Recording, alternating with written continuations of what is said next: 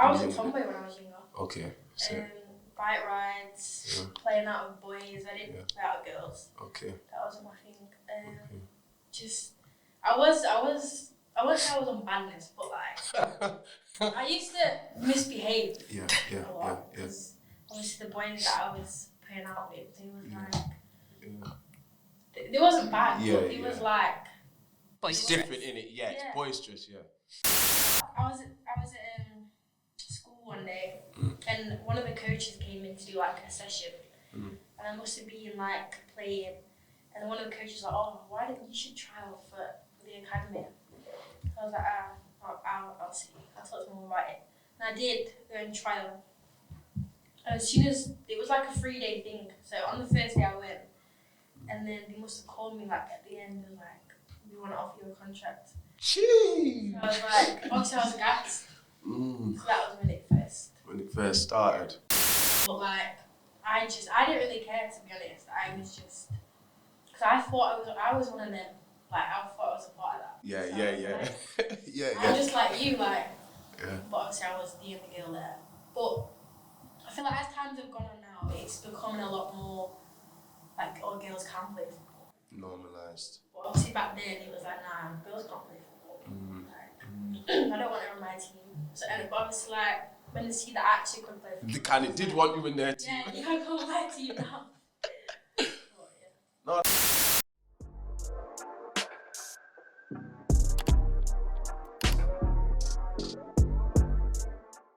People, you know what time it is. It's the One Devotion. You're now watching the Daily Devotion podcast, live and direct. Look, I'm gas for this episode still. I've got a young, exceptional talent in the building, women's professional footballer, youngest in the first team, Sheffield United ladies, Sheffield born, one of our own, Chenè Dior. Well gone, fam. Hi. How you doing? Good. How are you? Yeah, I'm alright, man. I've got energy. She's also with the sis, Miss Bliss. Say hi. Hi. How you doing? Good? Yeah, all good. Just here in the background. I mean, I've caught a cold, so I'm not sounding 100% today, but we're here. No, I appreciate it, making it happen. How's things, just in general? How's life? It's going good. Yeah? I'm enjoying it. How was the game the other day? What?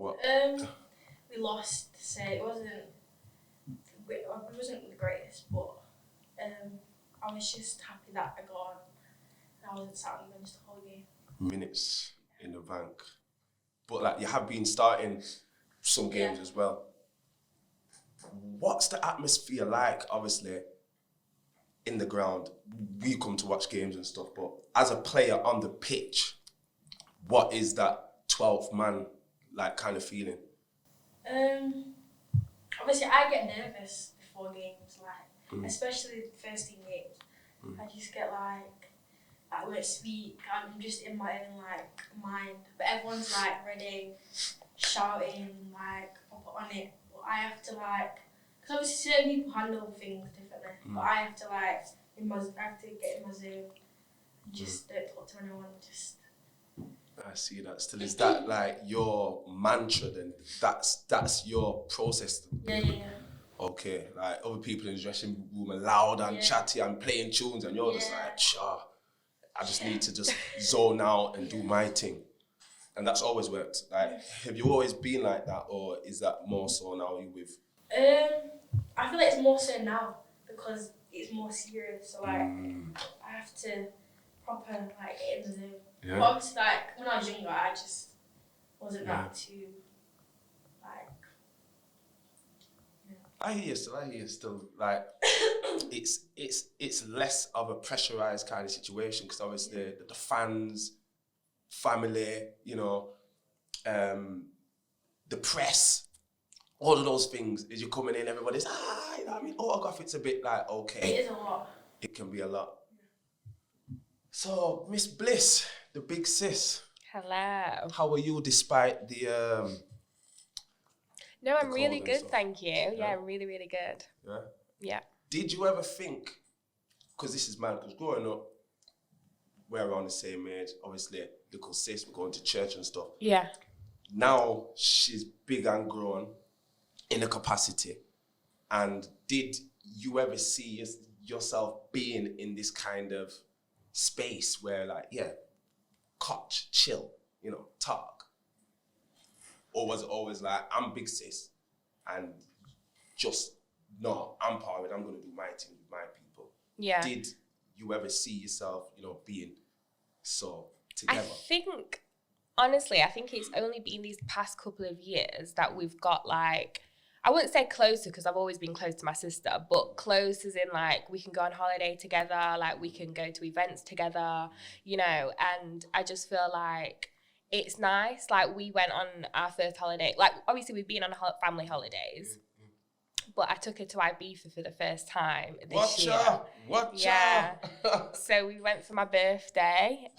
You know, we got the yachts out for my birthday. We went to the clubs. I mean, you know, can't really say too much, but but yeah, no, she enjoyed herself, and I just feel like it's nice that we can like do things together now. You know, I feel like. Growing up though, I did play more of like the big sister role, and I think that's where she kind of like, I don't know, like I annoyed her like a lot growing up because I was more like a mom figure, do you know what I mean? And was telling her off and like telling her she can't do this and I can't do that. And obviously now, like, yeah, everything has definitely changed. Everything's come back full circle. Absolutely. The big annoying sister, I can vouch. Sure, I'm sorry, innit? But like, yeah, I've got an older sister, and our dynamic's pretty much the same as how you were saying. I was always being, you know, chat to her and can't do this. You need to. But it was all coming from a good place, wasn't it? Because I've been there and I've done that. Yeah. So going to like parties and stuff like that, like I've been there. Like my mum's a bit more naive to things like that. Do you know what I mean? But I'm like doing it for more her safety and like I want to know if she's around and like because don't forget I know probably their older siblings. Do you know what I mean? So I already know like more time what they're on. So knowing who she's around and where she's at. So if anything was to kick off, I know exactly where to go and get my sister. Do you know what I mean? So she sees it more as like I'm being annoying, but I'm seeing it as like it's for your safety. Do you know what I mean? I feel like that's why it got like caused so many arguments. Yeah, absolutely. I didn't see it as that. I seen it as like you just want to know what I'm just wanting to be in your business. And I just hated that. Yeah. Yeah, I get it. I do get it. I love this whole dynamic, like even over there on your like the car journeys, you know, whether it's to training or you go on a holiday or just at home. I love that dynamic because as much as you will know that you're the big sis, as Shen goes up now, it's like, listen, I'm stepping to my own right. I respect it, but you know what I mean, fall back a little, but don't get too bright with it. Obviously, being the firstborn, you was obviously Miss Bliss. What was your kind of upbringing like initially? I was obviously the only child for 10 years, and I was the only the first granddaughter as well, like on my dad's side. So I was very spoiled as a child, and I always had both parents in one household for 10 years as well. So it was very different. And then as soon as my sister was born, like my mum and dad split up, and then I had to get used to living in like a single parent household as well as like a new baby sister. So it was like a massive change for me. But no, I mean, I would say I've had like a really good childhood. I mean, I was brought up in church as well. Like I went to church every Saturday with my nan. And although my mum and dad did split up when I was 10, I've always been super close to my dad. Like we've always had such an amazing relationship. So yeah, like that pretty much sums up my childhood before Chenè was around. I remember those days, Miss Bliss just coming through, curls, you know, the handbag, the nails we did, Fashion Nova from, you know, the womb, you know what I mean? But yeah. No, thank you for that insight, because I think a lot of the time, you know, we disregard the importance of, you know, the household of both parents, innit? Yeah. And we can start to feel like, oh, well, now things have broken down, the dynamic will start like, and I've got a little sister on top. you know, am I going to be disregarded? Because I've always been, you know, sweet one. But here you are. Bless the world. What do you remember about your childhood, Chen? You know? So obviously I don't really know any different to like having just my mum there and going to my dad's like on the weekend. Yeah. So, but I loved my childhood. Like I used to go to my dad's every weekend. I've always been close to my dad. But yeah. And what kind of stuff were like you into, like in them younger days? I was a tomboy when I was younger. Okay. So. Bike rides, playing out with boys. I didn't play out with girls. Okay. That wasn't my thing.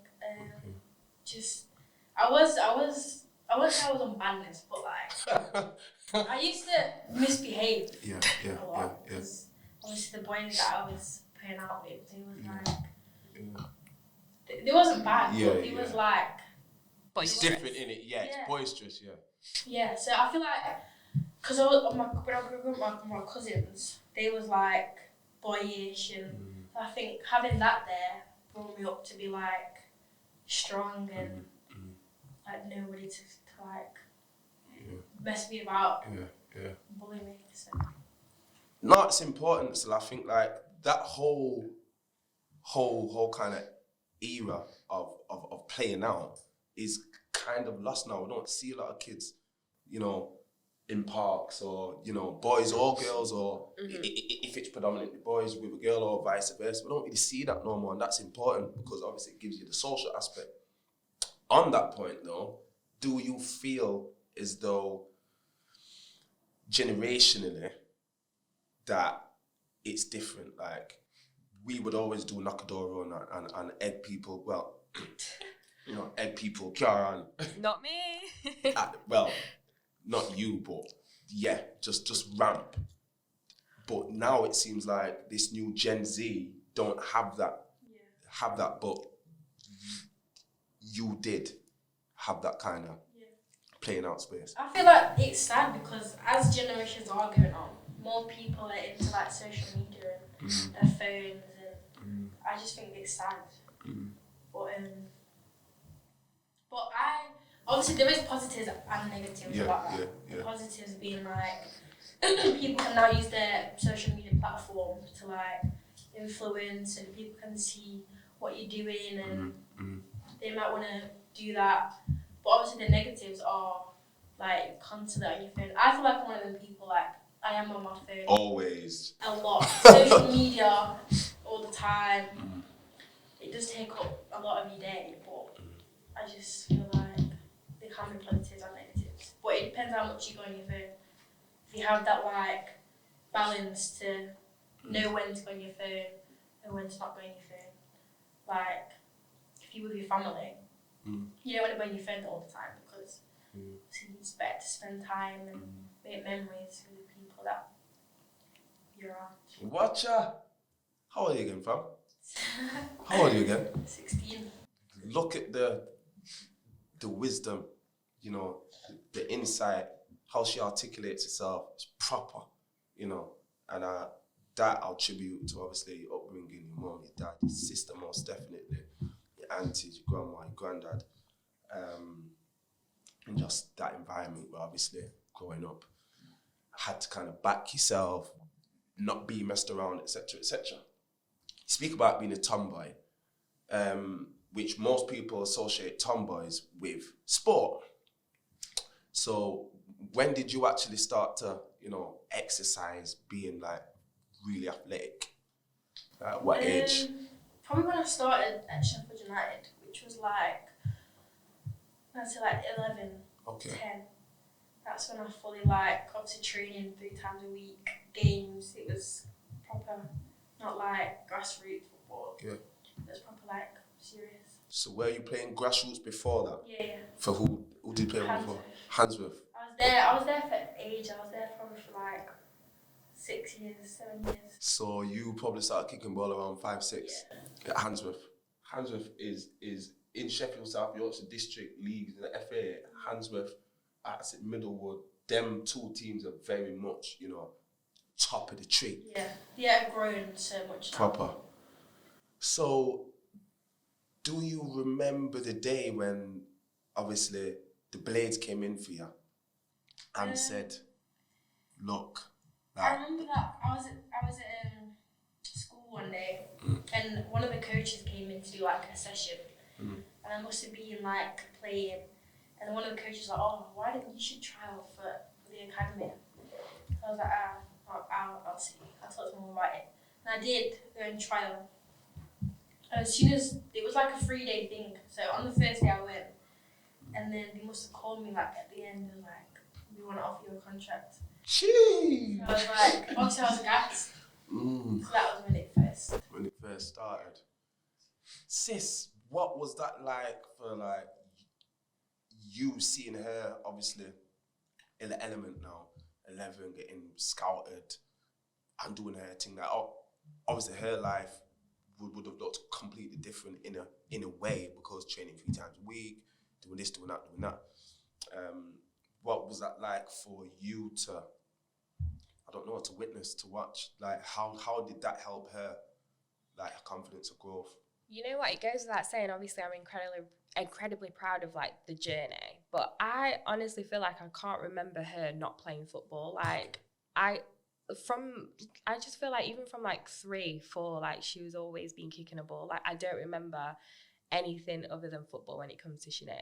So for her to have achieved what she's achieved at 16, like honestly, like the way that me and like my mom and my dad like sing her praises, like we can't be more proud. But it's just that making sure that she's got the support there, and obviously because she is 16, you know, she can't drive herself to training, so just making sure that we're all available to make sure that she's attending things that she needs to attend, you know what I mean, on time. Like if my mom's working, I'll take her to training, and like vice versa, just to make sure that she's always at training on time. And yeah, just being able to live the lifestyle that she can until she's obviously more independent and she's got her own car and she can go where she needs to go, do you know what I mean? So just being that support system for her, I feel like is important, because we want her to succeed and we want her to win. So and you are winning.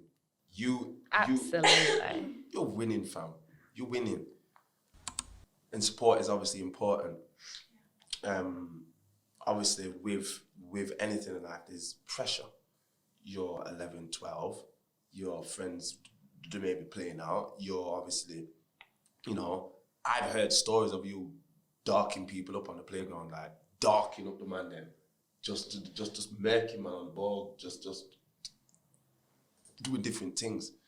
But did you ever feel as if, obviously the support's always been there, but there's also been pressure? What does that like look like for you? Obviously, being a girl in school, in the academy, extremely good at what you do. You've got that pressure from your peers, PE, you know. But that's just sport. Then you've still got to achieve in your grades. But then you've got your mom, your dad, and your sister, and your auntie, your uncle, who are trying to say, "Look, come on, keep doing this." Like, how hard is that to balance at such a young age? It was hard, but obviously I feel like people around me made it a lot easier to help me do that. Like, if I feel like I've played football and I'm just sat at home, and mum be like, "Come on, I need to revise or do some work." So it helped having like people there that would motivate me to work hard at both, not just always want to play football and forget about my work. Like, she helped me to just make sure that I put both effort into my work and honestly, they're both as important as each other.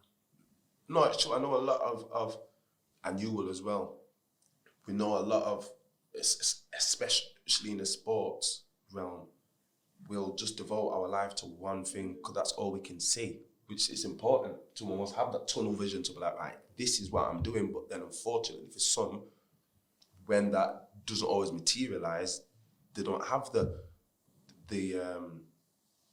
grades or the studies kind of back them up. And I think that's good how how you still balance both, but excelled at both, but still excelled at this in the sport, you know, to a high caliber. I want to ask about like the whole playground dynamic. Were there any times where it was like, oh, like, it's the man then? Because I know sport being sport, it's always been deemed as, you know, it's men's football. Yeah.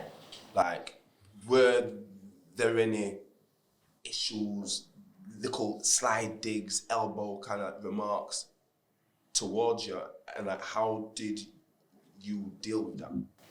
When I was growing up, I used to be the girl that used to play football with guys, like dinner times.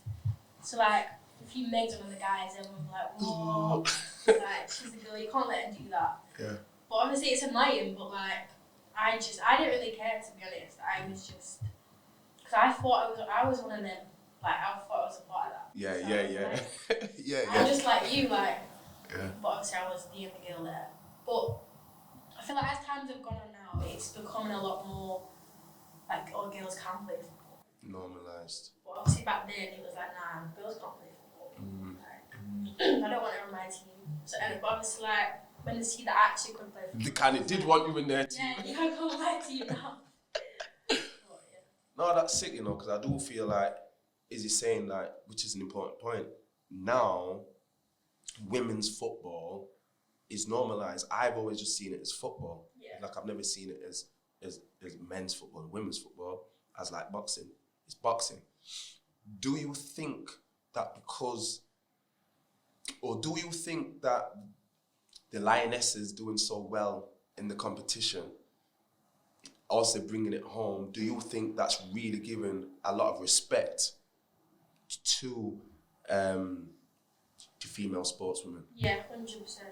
I feel like there's so many more people, girls, that just aspire to be like that and want to play football and make it like easier for them to get there. Yeah.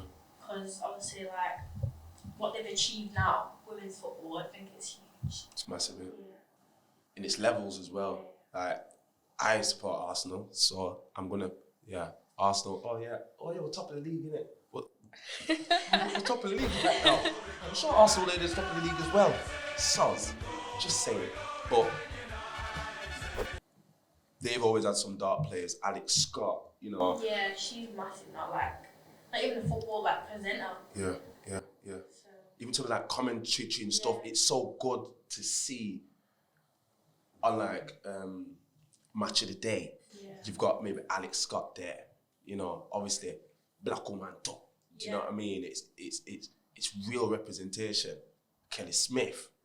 I'm only naming Arsenal players here because that's my squad. But it's really important.